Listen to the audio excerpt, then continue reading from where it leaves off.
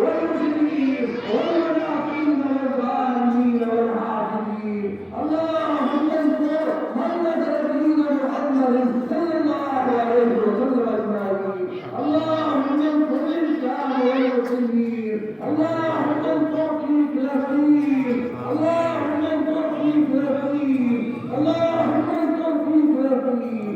اللهم صل على سيدنا وعلى ال سيدنا ونبينا ومولانا محمد صلاة تنجينا بها من جميع الاحوال والافات وتزيدنا بها جميع الحاجات وترحمنا بها من جميع الدنيا وترفعنا بها عند اعلى الدرجات وتبلغنا بها اقصى الغايات من جميع الخيرات في الحياه وبعد الممات انك على كل شيء قدير.